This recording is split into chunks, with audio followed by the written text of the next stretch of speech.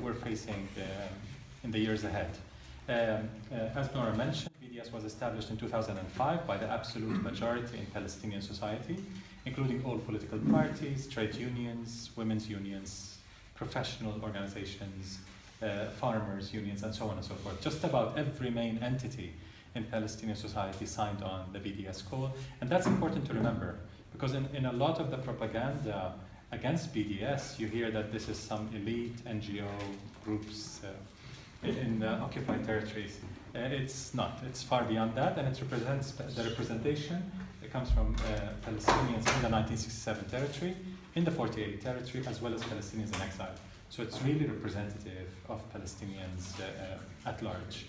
BDS can be best seen as made up of two parts.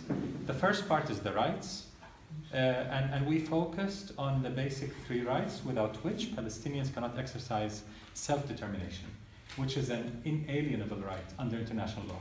So as a human rights movement that is entirely anchored in international law and the Universal Declaration of Human Rights, we focused on the three basic rights without which we cannot have self-determination. Ending the occupation of the 1967 territory is the first right, including the wall, the colonies, and so on. Number two, ending Israel's system of inequality and racial discrimination, which meets the United Nations definition of apartheid. I'll get to that in a minute. And third, the right of Palestinian refugees to return to the homes and lands from which they had been ethnically cleansed since the Nakba of 1948, the systematic ethnic cleansing of the indigenous Palestinians in 48, to establish a Jewish majority state of Israel. Why did we focus on all three rights, not just the occupation, the 1967 occupation? Because the Palestinian people are not just those living in the 1967 occupied territory.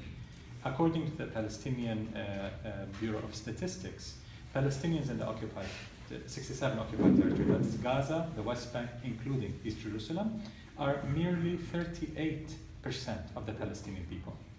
12% of the Palestinians are citizens of current Israel, the state of Israel, and 50% of the Palestinians are in exile, living either in refugee camps around historic Palestine or elsewhere around the world, including in the United States.